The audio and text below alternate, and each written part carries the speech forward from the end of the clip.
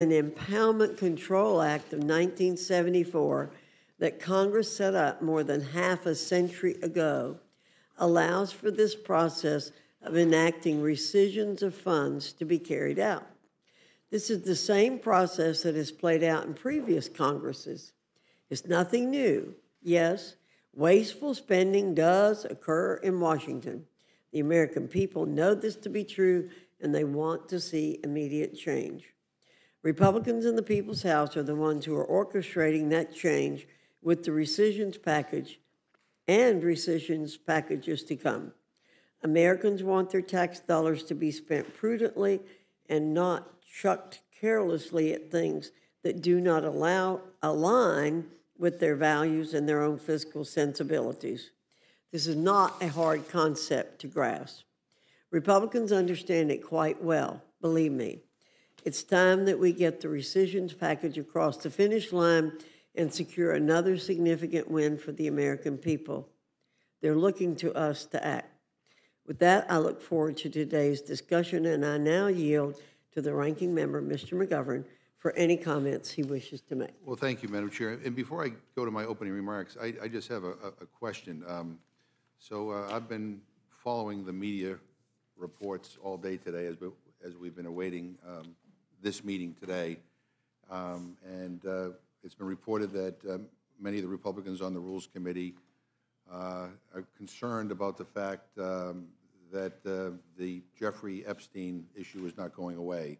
And we had some reporting earlier that from Jake Sherman at Punchbowl that Speaker Mike Johnson and his leadership team were discussing offering an Epstein-related resolution to try to quell the furor of members of the House Rules Committee. Then there's another report that just came out that says that there may be two bills that are being brought before the Rules Committee. One on the rescissions, the rule on the rescissions package, and then a separate rule on Epstein. But we weren't noticed about the second rule, and so I was wondering if the chair could clarify the situation and maybe share with us the language on the Epstein matter. Is it binding? Is it not? Is it? I mean, so I yield to the chair if she could help enlighten us here. Well, as I often do, I'm concerned about the framing of your question, saying there's a furor among the Rules Committee members. I'm reading from the press. From the press. Yeah. Oh, okay. I wasn't sure. As I said, I question the press often for the way the press people characterize things, and I don't know about the furor among the members of the committee. We'll have some time as the meeting goes on for motions, so we'll be dealing with that later. So, but I guess my request was whether you could share with us the language of. I mean, we're going to offer a motion, and I can tell you right now it's going to be the Kana-Massey bill. But I think this is an important matter. Whether the chair would share with us the language so that we would have some understanding of what we're talking about here today. Well, we'll look forward to getting your motion, and then we'll respond. Yeah. Okay. Well, we're going to require some time to be able to digest whatever it is, because and again, in defense of the reporting that there was a furor. I mean, it is 6 o'clock, and we thought we would be meeting early this morning. So clearly, there's been some angst amongst Republican members of this committee. But let me don't flatter yourself too much. There's not a whole lot of angst over here. Yeah. It's curious that we're meeting at 6 o'clock. We're looking forward to passing the rescission package. I can tell you that. Yeah. So let me give my opening statement here, Madam Chair. What am I even supposed to say at this point? The way the Republican leadership is running this place is astonishingly bad. I mean, the incompetence is stunning. Trump said Republicans would pass a crypto rule in the morning yesterday, but instead you didn't pass it until midnight. Republicans held the vote open for 9 hours and 45 minutes, the longest vote in history. Nearly 10 hours for what was supposed to be a 5-minute vote. I mean, how many minutes are in 5 minutes? Is that something Republicans are proud of? Holding a vote open for 10 hours so you can buy off the most extreme elements of your conference? And a nearly 10-hour vote is just the tip of the iceberg this week. Committee meetings noticed before you even know what you're meeting about, then postponed because your leadership is in some back room making God knows what secret deals. And another failed rule. How many times have we held Rules Committee hearings only to watch it all crash and burn on the House floor? Six failed rules under Speaker Mike Johnson alone, and 9 since Republicans took the majority. You know how many rules failed when I was chair of this committee? 0. You know how many rules failed under Speaker Nancy Pelosi? Also 0. I mean, this is aggravating to me because you are wasting our time. You guys are getting your whip counts from live floor votes. That's embarrassing.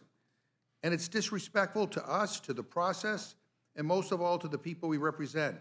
There are real crises demanding our attention, and you're wasting time playing petty games and arguing amongst yourselves. Honestly, if you were in the minority and watching this unfold, what would you say? How would you defend this unserious process?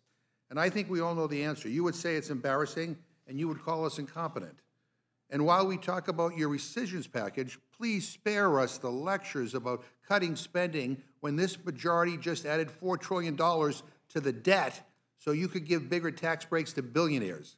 The big, ugly bill you passed cost 450 times what is being saved with these rescissions. You passed your tax breaks for billionaires, and now you're pretending to pay for them. That's all this is. This bill slashes funding for public broadcasting. It guts global health programs. It undermines foreign aid, including to Ukraine.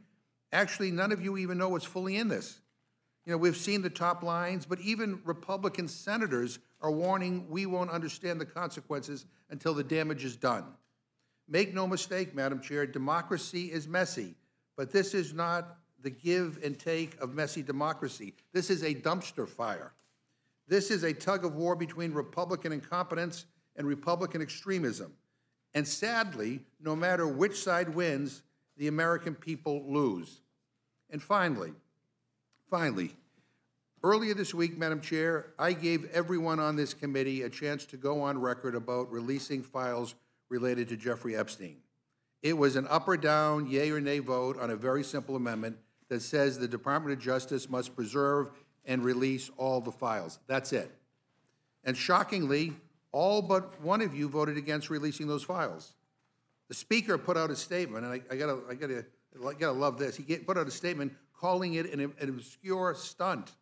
I didn't realize offering amendments was obscure. I'm pretty sure we do that all the time. And when it comes to a stunt, nothing in my amendment would have prevented your crypto bills from moving forward. My amendment simply said that in addition to the crypto bills, we're also going to have a vote on releasing the Epstein files.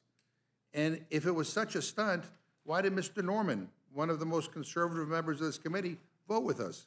I commend him for doing what was right, especially as President Trump has suddenly decided that this whole thing is a hoax, that the files don't exist, and that the people who believe this stuff are, quote, weaklings. But I frankly don't get why the rest of you voted no. Why would anyone vote against releasing files that we've been told, by the way, by the President, by your Attorney General, by your Director of the FBI, by his Deputy Director? We have been told by them that these files show the identities of those who knew that Jeffrey Epstein was sexually abusing children. So I hope all of you had a chance to consult your constituents and your conscience, and I hope that you will vote with us when I again offer a simple amendment to release the files. Because either one of two things is true. Either one of two things is true. Either there's nothing here, and Trump made all this up and conned you guys into believing it. In that case, you know, why would you vote against releasing files that don't exist? Or there are files, and you guys want to keep them hidden because you're afraid what's in them. Which is it? Which is it? And with that, Madam Chair, I yield back.